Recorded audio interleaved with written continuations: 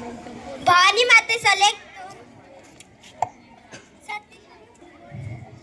एक होता शिवाजी नव्हती त्याला भीती, कोणाची साथ होती आई भवानी मातेची, साथ होती आई भवानी मातेची. सर्वप्रथम रयतेचे राजे स्वराज्य स्थापक छत्रपतींना माझ माना समुद्र, माझ माना समुद्र.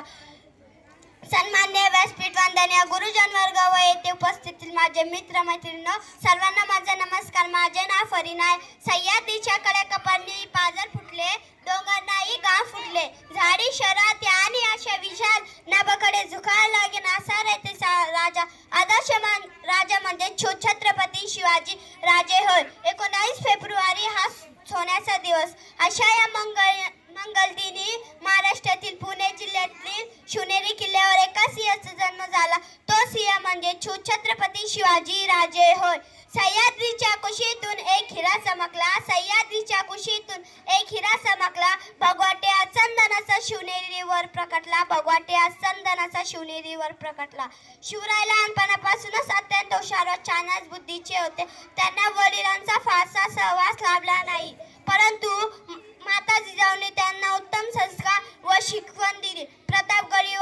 प्रतापगडीवरील पराक्रम, आग्र्यावरून सुटका, शास्ता खाण्याची फजिती असे अनेक प्रसंग आपल्याला शौर्यमधून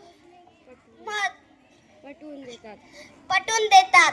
शिवाजी महाराज हे अष्टपिल्लू सर्वगुण संपन्न व्यक्तिमत्व होते. त्यांनी प्रजेवर अन्याय अत्याचार करण्याचा शत्रूंचा बंदोबस्त केला होता.